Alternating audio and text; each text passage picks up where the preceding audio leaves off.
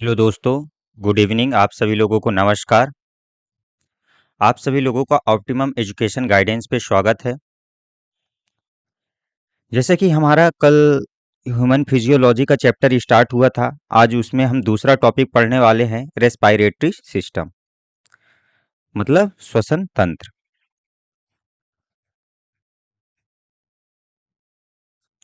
दोस्तों, जिन लोगों ने अभी हमारे चैनल को सब्सक्राइब नहीं किया है, तो चैनल को सब्सक्राइब कर लें और वीडियो को लाइक ज़रूर कर दें। तो चलिए क्वेश्चन की ओर बढ़ते हैं। हमारा पहला क्वेश्चन है, ये कल का ही क्वेश्चन है। हमने कल क्वेश्चन दिया था कि निम्नलिखित में से कौन सा पदार्थ सामान्यतः मूत्र में पाया जाता है। तो क्या होगा? अगर जिन लोगों ने कल की वीडियो देखा होगा तो उससे ये क्वेश्चन बन गया होगा। चलो एक बार फिर से डिस्कस कर लेते हैं हम कि जो मूत्र है यानी यूरिन, यूरिन में कौन सा पदार्थ पाया जाता है। तो हमने कल बताया था कि जो जल होता है, जल कितने परसेंट पाया जाता है इसमें? 95 से 96% पाया जाता है। और यूरिया की बात करें तो यूरिया इसमें 2% पाया जाता है। यूरिक एसिड, यूरिक एसिड की बात करें तो इसमें 0.5 से 0.7% पाया जाता है। इसके अतिरिक्त इसमें क्रिएटिनिन पाया जाता है। पाया जाता है और अमोनिया पाया जाता है।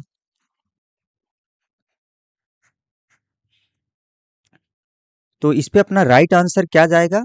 B number, creatinine. राइट। और हमने बताया था कि जो इसमें गंध, गंध किसके कारण आती है? अमोनिया के कारण आती है। और इसके कलर की बात करें तो जो यूरिन का कलर होता है वह किसके कारण होता है? यूरोक्रोम पिगमेंट के कारण। Urochrome pigment. Right.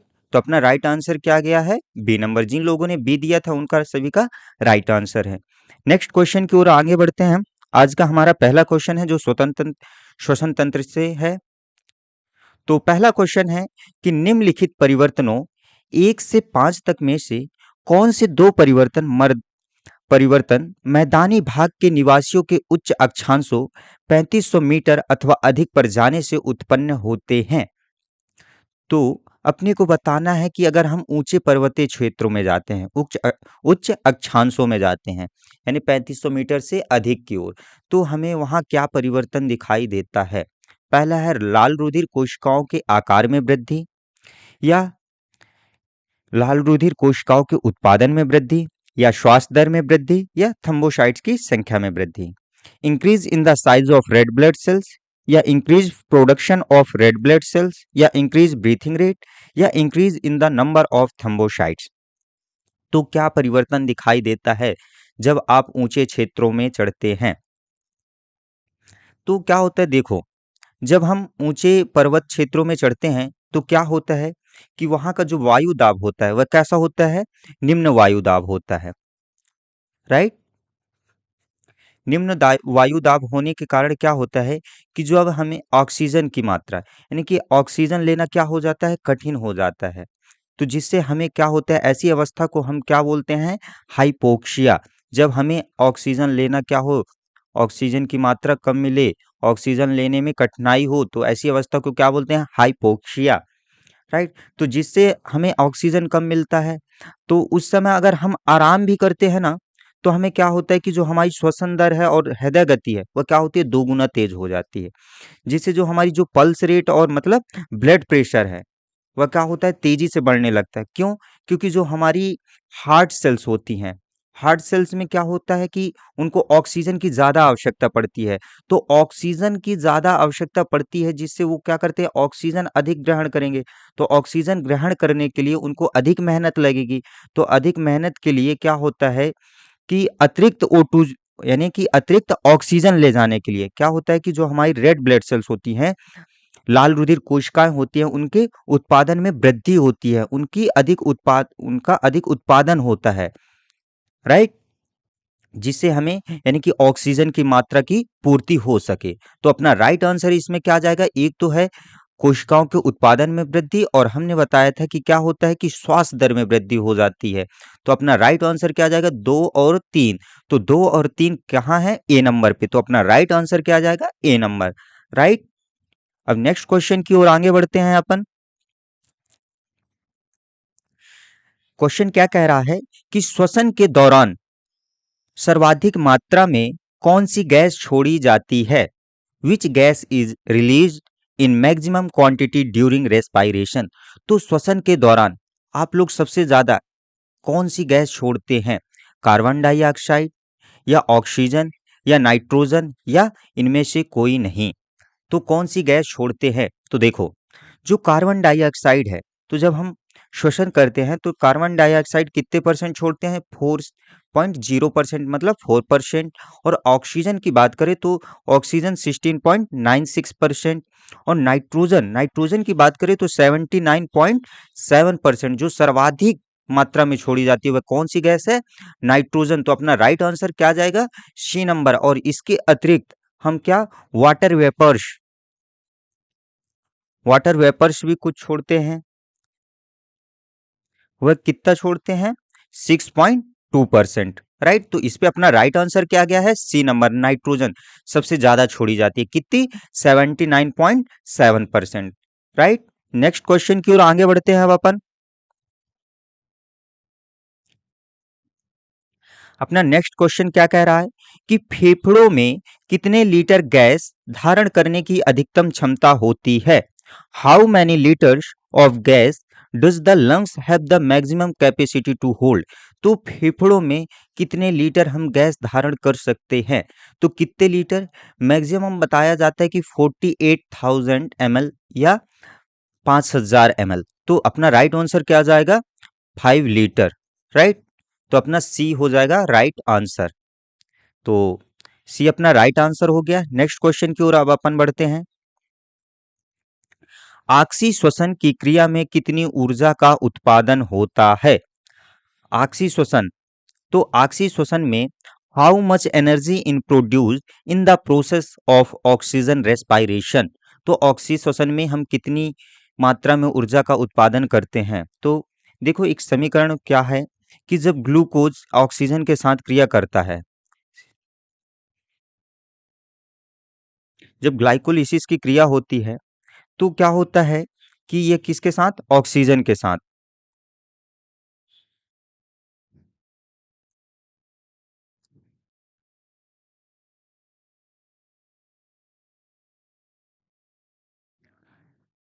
Plus 6O2।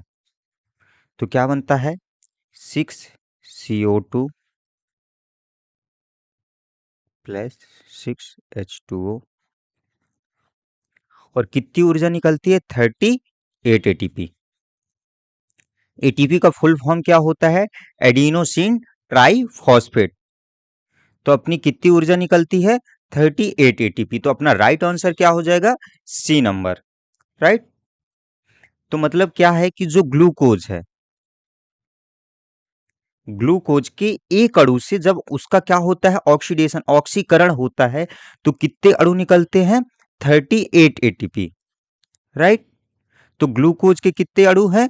एक अणु से कितने अणु निकले अपने? 38 अणु। राइट। तो अपना राइट आंसर क्या गया? 38। अब नेक्स्ट क्वेश्चन की ओर आगे बढ़ते हैं अपन। आक्सी श्वसन की क्रिया कोशिका के किस भाग के अंदर संपन्न होती है? In which part of the cell does the process of oxygen respiration take place? कोशिका द्रव एवं माइटोकॉन्ड्रिया, साइटोप्लाज्म एंड माइटोकॉन्ड्रिया, या राइबोसोम एवं हरित लवक, राइबोसोम एंड क्लोरोफिल, केंद्रक तथा कोशिका भित्ति, न्यूक्लियस एंड सेल वॉल, या जीव द्रव एवं तारका, यानी प्रोटोप्लाज्म एंड सेंट्रोसोम। तो किसमें जो ऑक्सीससन की क्रिया है वह कोशिका के किस भाग के अंदर होती है? तो किस भाग के अंदर होती है? कोशिका द्रव एवं माइटोकॉन्ड्रिया के। तो अपना राइट आंसर क्या आ जाएगा? ए नंबर। राइट। नेक्स्ट क्वेश्चन की ओर आगे बढ़ते हैं अब अपन।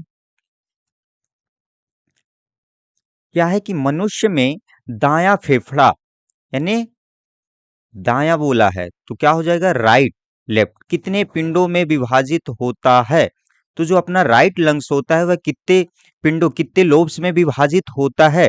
तो जो अपना राइट लंग्स होता है वह कितने, तीन पिंडों में विभाजित होता है। और लेफ्ट की बात करें तो लेफ्ट कितने पिंडों में विभाजित होता है, दो। तो अपना क्या पूछा है, राइट वाला, तो अपना राइट आंसर क्या हो जाएगा, ए नंबर, ए तीन पिंडों में विभाजित होता है, राइट। नेक्स्ट क्वेश्चन की ओर आगे बढ़ते हैं अब अपन। भोजन निकालते समय सांस मार्ग को बंद कौन कर देता है? Who close the airway while passing food? तो जब आप भोजन ग्रहण करते हैं तो भोजन ग्रहण के करते समय आपका जो सांस मार्ग, जो वायु नाल होता है, उसको कौन बंद कर देता है? हमने जब पाचन तंत्र पढ़ा रहे थे, डाइजेस्टिव सिस्टम, तो वहां पे हमने दो नाल का जिक्र किया था, राइट। दो नॉल का जिक्र किया था, एक आहार नाल और एक वायु नाल। तो जब क्या होता है कि जब हम क्या करते हैं, भोजन ग्रहण करते हैं, तो क्या होता है, वायु नाल को एक यहाँ पे ढक्कन के रूप में कौन कार्य करता है, जो बंद कर देता है, वह कौन होता है, एपिग्लॉटिस होता है। तो अपना राइट आंसर क्या जाएगा, ए नंबर, एपिग्लॉटिस जो होता है वह क्या कर देता है, बंद कर देता है। और कभी बाय दफे चांस क्या होता है कि कोई भोजन जब चला जाता है वायु मार्ग में, तो हमें यानी कि एक हिचकी टाइप पे कुछ लगता है ना, तो जिससे हमारी मम्मी या दादी लोग हमारे पीछे मारती थी, जिससे क्या होता था कि वह खाना बाहर निकल जाए, राइट। तो क्या होगा अपना राइट आंसर, एपिग्लॉटिस होगा, राइट। नेक्स्ट क्वेश्चन की ओर आगे बढ़ते हैं अब अपन। श्वास नली की लंबाई कितनी होती है? तो जो अपनी श्वास नली होती है, तो श्वास नली की लंबाई कितनी होती है? तो जो श्वास नली की लंबाई होती है वह कितनी होती है, 10 से 12 सेंटीमीटर के समथिंग, राइट। तो अपना राइट आंसर क्या आ जाएगा, B number, right. Next question की ओर आगे बढ़ते हैं अब अपन। निम्नलिखित में से किसे ईएमपी पाथ कहा जाता है? Which of the following is called EMP path? EMP EMP path जो है वह तीन साइंटिस्टों के नाम से बना हुआ है। कौन कौन से हैं? एक है एम्बेडेन, दूसरे हैं मेयर हॉफ,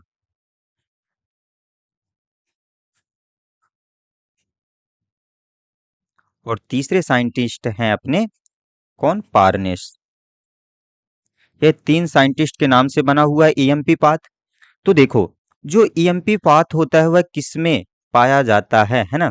तो जो क्रैब साइकिल को और दूसरा किस नाम से जानते हैं अपन, टीसीए। टीसीए मतलब ट्राई कार्बोक्सिलिक एसिड,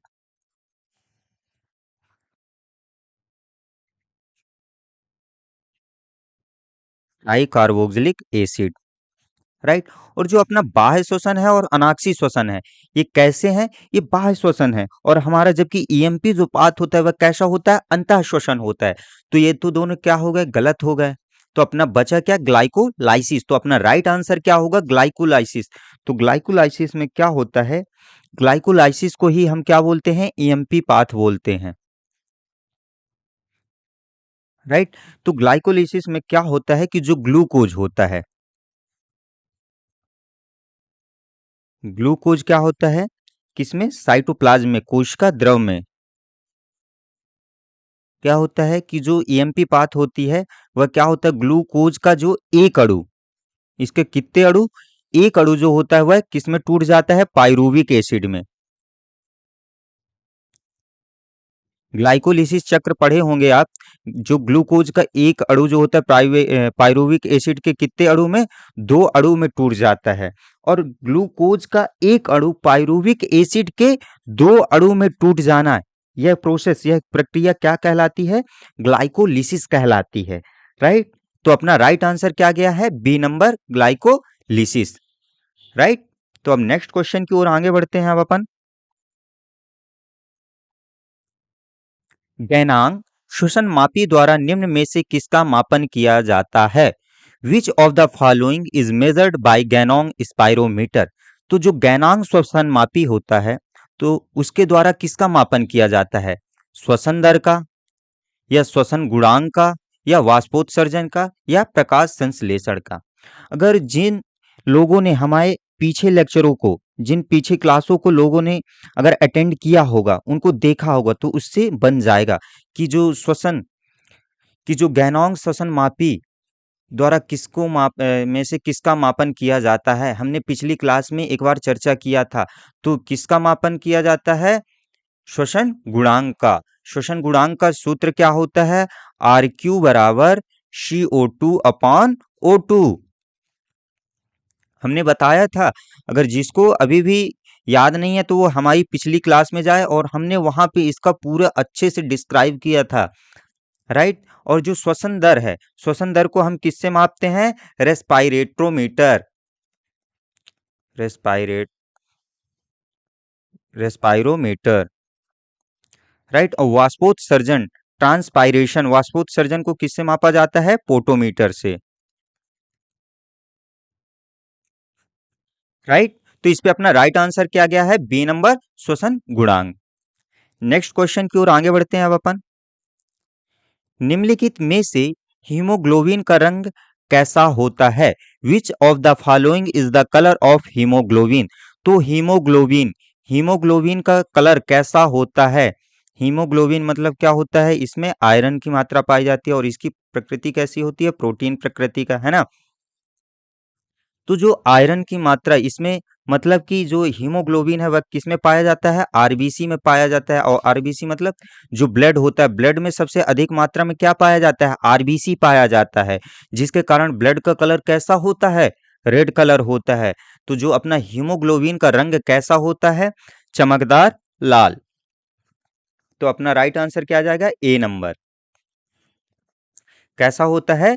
चमकदार लाल होता है, राइट। और जो पील हरा कलर है, हरा कलर किसमें पाया जाता है? क्लोरोफिल में।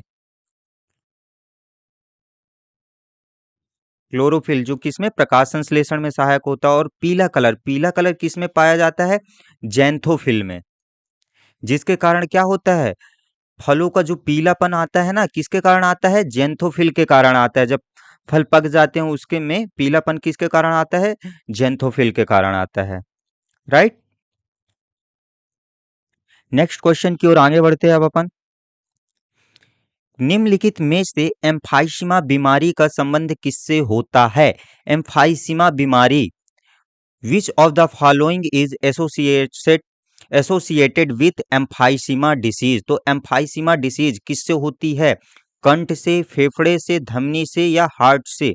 तो जो एम्फाइसीमा बीमारी, मतलब एम्फाइसीमा मतलब क्या है? कि जो फेफड़ों की एफिशिएंसी, क्षमता कम हो जाना, तो ये किससे संबंधित होता है? फेफड़ा से। तो अपना राइट आंसर क्या गया? B number. और एम्फाइसीमा का हिंदी नेम क्या होता है? वात वात स्फीति। तो वात स्फीति मतलब ये तो समझ में आ ही रहा है, मतलब ये किससे संबंधित है? श्वसन से। और श्वसन में क्या होता है? फेफड़ा ज्यादा सहायक होता है ना। फेफड़ा ज्यादा हो, तो अपना कौन सा वो होता है? कौन सा? एम्फाइसीमा बीमारी में क्या हो जाएगा? लंग्स प्रभावित होते हैं, राइट। और जो धमनी है, धमनी क्या काम करती है? जो ब्लड होता है ना, ब्लड को क्या करती है? हृदय से दूर करती है। यानी कि धमनी क्या करती है? जो हृदय में क्या आता है? ब्लड आता है। तो ब्लड को यानी कि शरीर तक पहुंचाने का काम कौन करती है अपनी? यानी कि कौन करता है? अपना जो धमनी होती हैं वो करती हैं, राइट। और इसमें एक क्वेश्चन है कि जो धमनी होती है, धमनी में क्या होता है? अशुद्ध रक्त। ऐसी कौन सी धमनी है जिसमें अशुद्ध रक्त बहता है? तो कौन सी धमनी है? आप लोग कमेंट करके हमें बताइए। क्योंकि मोस्टली क्या होता है कि धमनी में क्या होता है? शुद्ध रक्त बहता है ना। तो ऐसी कौन सी धमनी है जिसमें अशुद्ध रक्त बहता है? कौन सी धमनी ऐसी धमनी है जो अपवाद है कि जिसमें क्या बहता है? अशुद्ध रक्त बहता है। वह कौन सी धमनी है? आप हमें कमेंट करके बताइए, राइट।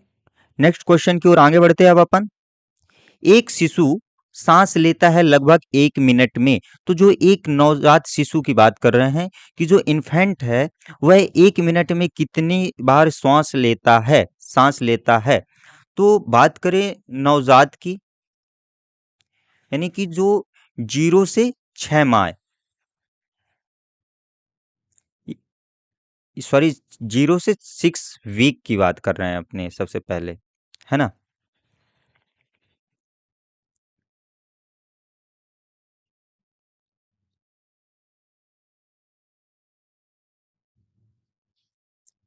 0 से 6 वीक। तो जो 0 से 6 वीक के होते हैं वह कितनी, 30 से 60 प्रति मिनट, है ना। और अगर बात करें कि जो 6 सप्ताह से लेकर के 1 वर्ष तक के बच्चे, वह कितने, 40 से 60। और अगर बात करें 1 वर्ष से लेकर के 3 वर्ष तक के, उनमें कितनी, 20 से 30 श्वास प्रति मिनट होता है। और 3 से बात करें हम 6 की, तो वह कितना होता है इनमें, 20 से 25। और बात करें 10 से 14, 10 से 14 वर्ष के बच्चों में कितना होता है, 15 से 20। और वयस्क की बात करें तो वयस्क जो होते हैं वह कितना, 12 से 20 श्वास प्रति मिनट ग्रहण करते हैं, लेते हैं, ठीक। तो अपना राइट आंसर क्या जाएगा, अगर औसत निकाल के हम बात करें तो क्या हो जाएगा, 52 बार। तो अपना राइट आंसर क्या जाएगा, D number, right. Next question की ओर अब आगे बढ़ते हैं अब अपन। अपना नेक्स्ट क्वेश्चन क्या कह रहा है कि निम्न में से किस रोग को फुफ्फुस शोथ या फुफ्फुस प्रदाह भी कहा जाता है। Which of the following disease is also known as pleurisy और प्लूरिशी। तो प्लूरिशी रोग किसको कहा जाता है, निमोनिया को, या क्षय रोग को, या इन्फ्लुएंजा को, या जुकाम को तो किसको कहा जाता है। तो देखो, जो निमोनिया है और ये क्षय रोग है, ये कैसे हैं, बैक्टीरियल जनित हैं, यानी ये जीवाणु जनित रोग है। और ये जो कैसे हैं, ये वायरस जनित है, मतलब वायरल जनित रोग है, राइट। तो जो अपना जुकाम है, जुकाम किसकी वजह से होता है, राइनो वायरस के कारण होता है। किसके कारण होता है, राइनो वायरस के कारण होता है, कौन सा, जुकाम रोग। और जो जुकाम से क्या प्रवाहित होते हैं, इससे श्वास नली प्रवाहित होती है, श्वास नली प्रभावित। तो इससे क्या होता है, श्वास नली प्रभावित होती है। तो फेफड़े इससे, फेफड़ों का कोई इससे लेना देना नहीं है, तो फेफड़ों का तो ये का अपना ऑप्शन गलत हो गया, राइट। अब बात करें इन्फ्लुएंजा की, तो इन्फ्लुएंजा के कितने, 2 वायरस होते हैं, कौन कौन से, एक होता है H1N1 और दूसरा होता है H5N1। तो H1N1 से कौन सा रोग हो जाता है, स्वाइन फ्लू, स्वाइन फ्लू। तो इसके लिए कौन सा टेबलेट दिया जाता है, टेमीफ्लू, टेमीफ्लू। और जो अपना H5N1 है, तो इस वायरस से कौन सा रोग हो जाता है, बर्ड फ्लू। ये एक समय बहुत फैले हुए थे, आप लोगों को याद भी होगा, है ना, कि कोरोना नहीं आया था तो इसके पहले इन्हीं का प्रकोप चल रहा था। अब बात करें हम किसकी, क्षय रोग, टीबी की। तो जो ये अपना टीबी है, ये कैसा है, बैक्टीरियल जनित रोग है, क्षय रोग मतलब ट्यूबरक्लोसिस, है ना। तो इसके टेस्ट के लिए बात करें हम, इसके टेस्ट के लिए, तो टेस्ट के लिए कौन सा टेस्ट किया जाता है, मेंटॉक्स टेस्ट, मेंटॉक्स टेस्ट। और इसमें कौन सी पद्धति अपनाई जाती है, डॉट्स पद्धति, राइट। डॉट्स मतलब डायरेक्टली ऑब्जर्व्ड थेरेपी अपनाई जाती है। और इसके लिए कौन सा टीका दिया जाता है, बीसीजी वैक्सीन दी जाती है, राइट। और बात करें फिर आता है अपना निमोनिया। तो निमोनिया में क्या होता है, निमोनिया मतलब क्या होता है, इसमें लंग्स में इन्फेक्शन हो जाता है, फेफड़ों में इन्फेक्शन हो जाता है। तो फेफड़ों में इन्फेक्शन होने की वजह से क्या हो जाता है, उनमें फेफड़ों में सूजन आ जाती है, फेफड़ों में सूजन, फेफड़ों में सूजन आ जाती है, जिससे उसमें क्या होता है, पानी भरने लगता है, पानी भरने लगता है। तो इस अवस्था को हम क्या कहते हैं, प्लूरिशी अवस्था कहते हैं, इस अवस्था को अपन क्या कहते हैं, प्लूरिशी अवस्था कहते हैं। तो जो अपना फुफ्फुस शोथ है, प्लूरिशी है, वह किससे हो जाता है, निमोनिया से हो जाता है। तो अपना राइट आंसर क्या आ जाएगा, ए नंबर। राइट। और अपने भारत में जो सबसे छोटे बच्चे होते हैं, छोटे बच्चों की मौत का कारण क्या होता है सबसे ज्यादा, निमोनिया। निमोनिया के कारण सबसे ज्यादा मौत होती है छोटे बच्चों की। राइट। नेक्स्ट क्वेश्चन की ओर आगे बढ़ते हैं अब अपन।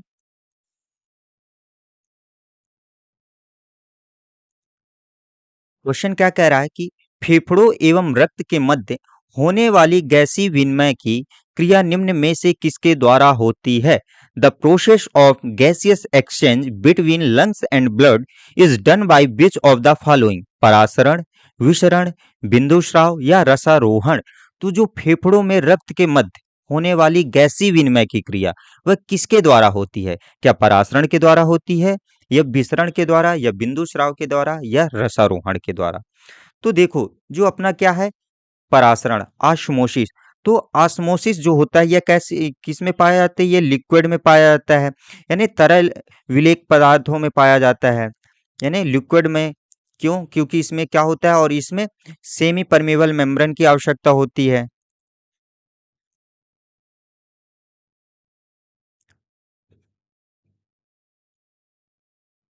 मतलब अर्धपारगम्य झिल्ली की आवश्यकता होती है। और ये जो परासरण होता है वह कैसे होता है कि ये अर्धपारगम्य झिल्ली के द्वारा जो अधिक सांद्रता वाले विलयन होते हैं वह कहाँ की ओर गति करते हैं, कम सांद्रता वाले विलयन की ओर गति करते हैं। ये किसमें होता है, परासरण में। और जो विसरण, डिफ्यूजन, डिफ्यूजन मतलब कि यह ठोस, द्रव और गैस तीनों में पाया जाता है। और इसमें क्या पूछा है कि जो फेफड़ों में रक्त के मध्य होने वाली गैसीय विनिमय, मतलब गैसों के मध्य आदान प्रदान, क्या तो क्या कहलाएगा अपना, विस्तरण ही कहलाएगा, है ना। तो ये इसमें क्या होता है कि जो हाई कंसंट्रेट से लोअर कंसंट्रेट की ओर गति करते हैं। राइट। तो इस पे अपना राइट आंसर क्या आ जाएगा, बी नंबर। और जो बिंदु स्राव होता है, गटेंशन, गटेंशन जो होता है ये किस में पाया जाता है, प्लांट में पाया जाता है। यानी कि जब प्लांट में, जब पौधों की पत्तियों के अग्रस्त भाग या उनके किनारों से क्या होता है कि पानी के बूंदों के रूप में क्या हो गई, ये अपनी क्या हो गई, लीफ हो गई, है ना।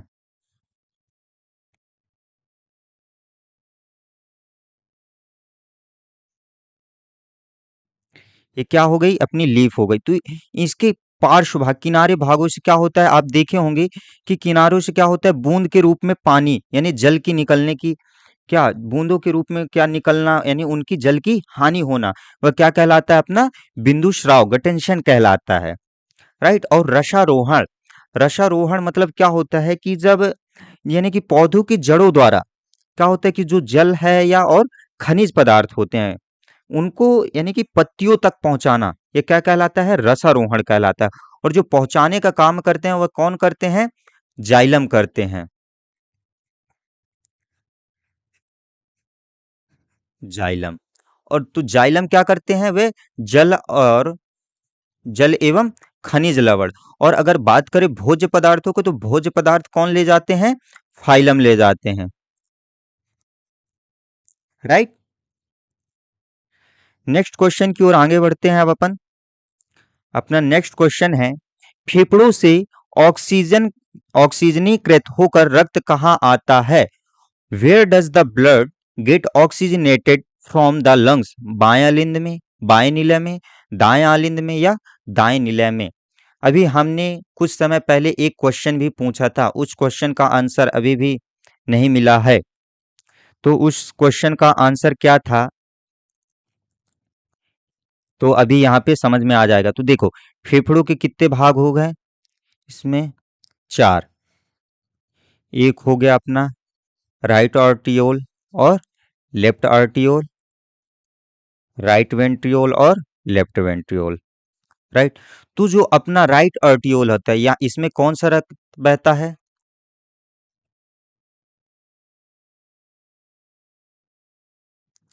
इधर साइड क्या होता है, अशुद्ध रक्त, और इधर साइड क्या होता है, शुद्ध रक्त बहता है। राइट। तो क्या होता है कि जो अपना दाहिना भाग है, दाएं भाग में क्या होता है, अशुद्ध रक्त बहता है, और बाएं भाग में क्या होता है, शुद्ध रक्त बहता है। और ये शुद्ध रक्त आता कहाँ है, लंग्स से, फेफड़ों से आता है। क्या आता है, शुद्ध रक्त आता है, और लेके कौन आती है, कि जो पल्मोनरी वेन होती हैं, कौन, पल्मोनरी वेन होती हैं, जो पल्मोनरी शिराएं होती हैं, वो क्या लेके आती हैं, शुद्ध रक्त को लेके आती हैं। शुद्ध रक्त को लेके कहाँ आती हैं, लेफ्ट आर्टियोल में आते हैं। लेफ्ट आर्टियोल से फिर वह शुद्ध रक्त कहाँ जाता है, लेफ्ट वेंट्रियोल में, और लेफ्ट वेंट्रियोल से कहाँ जाता है, ये महाधमनी में, एओर्टा में। एओर्टा से, एओर्टा क्या करती है कि यह पूरे हमारी बॉडी में, हमारे शरीर में जो शुद्ध रक्त है उसको सप्लाई कर देती है, उसका वितरण कर देती है। कौन करती है, महाधमनी करती है, राइट। फिर जब ये हमारा शुद्ध रक्त कहाँ चला गया, बॉडी में चला गया, तो बॉडी में जाने के बाद क्या होगा कि उसमें CO2 की मात्रा मिल जाती है, तो वह कैसा हो गया, अशुद्ध रक्त हो गया। तो जब अशुद्ध रक्त हो गया, तो क्या करती हैं कि जो शिराएं होती हैं वह किस में लाती हैं, फिर दाएं नीले में लाती हैं, राइट एर्टियोल आर्टियोल में लाती हैं। राइट आर्टियोल से फिर कहाँ आता है, वह राइट वेंट्रियोल में। फिर राइट वेंट्रियोल से जो अपना अशुद्ध रक्त है वह किससे निकलता है, जो अभी हमने एक क्वेश्चन पूछा था कि अशुद्ध रक्त किस धमनी में बहता है, तो अशुद्ध रक्त किस में बहता है, पल्मोनरी आर्टरी में बहता है, पल्मोनरी धमनी में बहता है।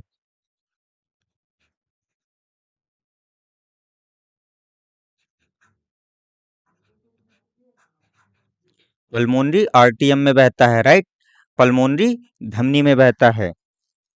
और ये पल्मोनरी धमनी से बहता हुआ कहाँ चला जाएगा, फिर लंग्स में जाएगा, और लंग्स में फिर उसका ब्लड का प्यूरिफिकेशन होगा, और फिर से वह वेन के द्वारा आता रहेगा, और ये प्रोसेस हमेशा चलती रहती है, राइट। तो ये कहाँ से यानी कि हुआ कि जो अपना अशुद्ध रक्त है वह कहाँ से कहाँ, किस में बहता है, पल्मोनरी आर्टरी में बहता है। तो उसका राइट आंसर क्या हुआ, पल्मोनरी आर्टरी, जो हमने क्वेश्चन पूछा था। तो अपना इसमें क्या पूछा कि जो ऑक्सीजनीकृत यानी ऑक्सीजिनेटेड रक्त होकर रक्त कहाँ आता है, लेफ्ट आर्टियम में आता है। तो अपना राइट आंसर क्या हो जाएगा, ए नंबर, राइट। नेक्स्ट क्वेश्चन की ओर आगे बढ़ते हैं अब अपन।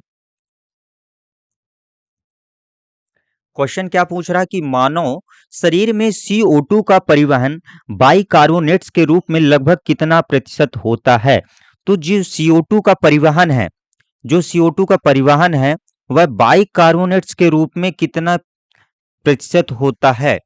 तो CO2 का परिवहन देखते हैं, तो देखो जो CO2 का परिवहन होता है, CO2 का परिवहन हीमोग्लोबिन के द्वारा कितना बहता है, हीमोग्लोबिन के द्वारा कितना, 10 से 20%। और बात करें प्लाज्मा के रूप में, प्लाज्मा और कार्बोनिक एसिड, कार्बोनिक अम्ल के द्वारा कितना बहता है,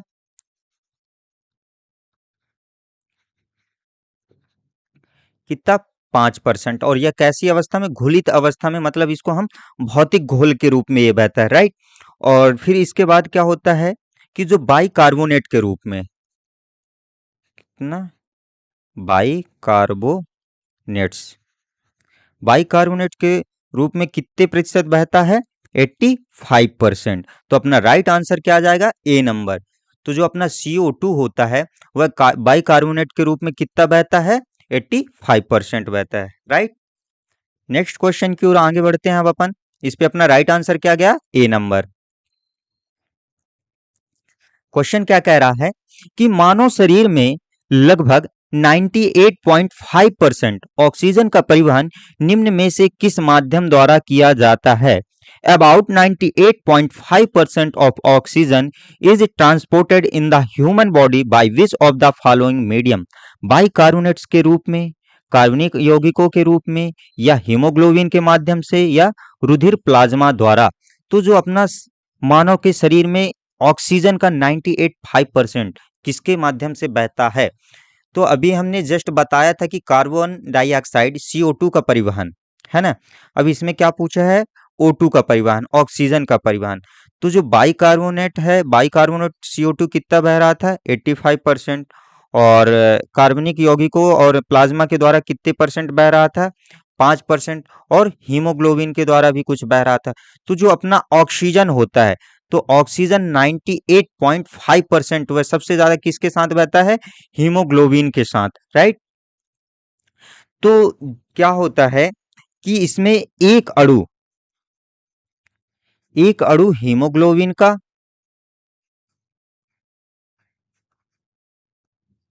और 4 अणु किसके? ऑक्सीजन के।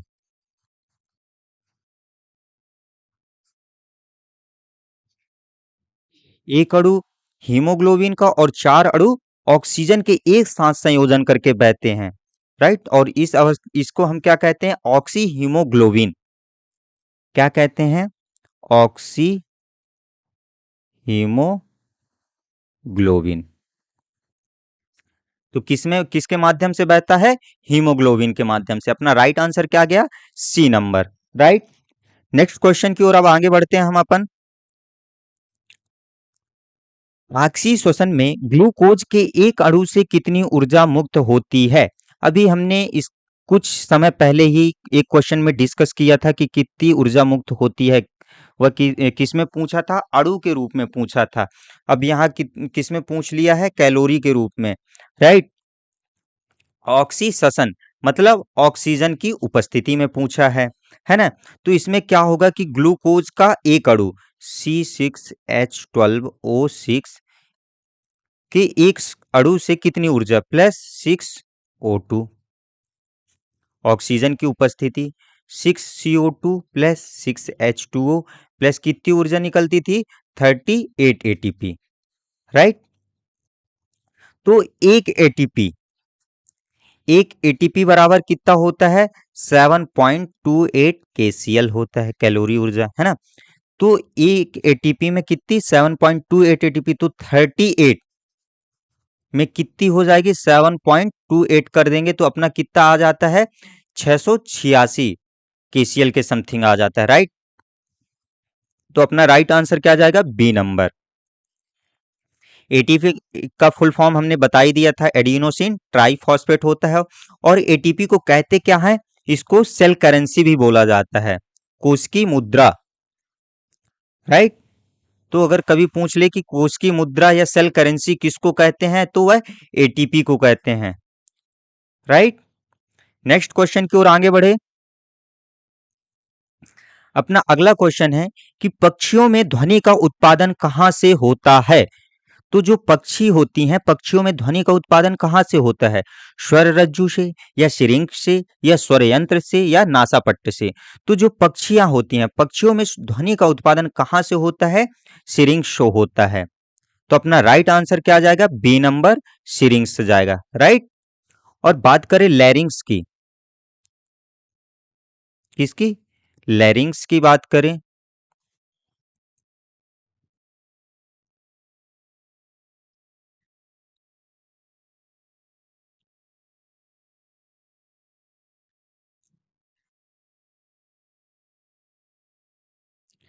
लैरिंग्स की बात करते हैं तो लैरिंग्स में क्या होता है कि इसके पार्श्व भाग में क्या होती हैं? दो एंडोक्राइन ग्लैंड पाई जाती हैं।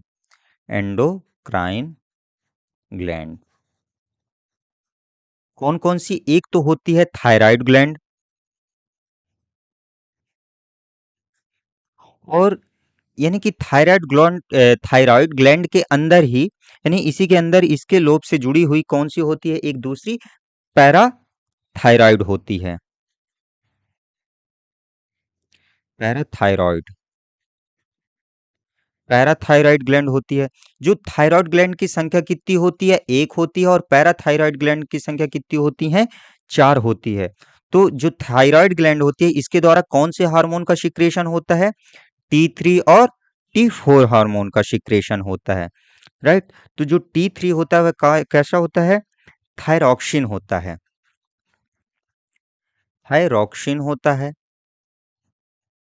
थायरॉक्सिन को हम क्या बोलते हैं? जीवन की रफ्तार। क्वेश्चन पूछा जाता है कि जीवन की रफ्तार किस हार्मोन्स को बोला जाता है? तो किसको बोला जाता है? थायरॉक्सिन को। टी थ्री का नेम क्या होता है? Triiodothyronine, triiodothyronine.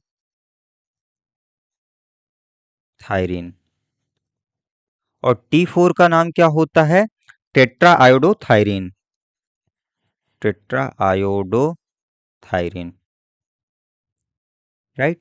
और जो पैराथायराइड की बात करें,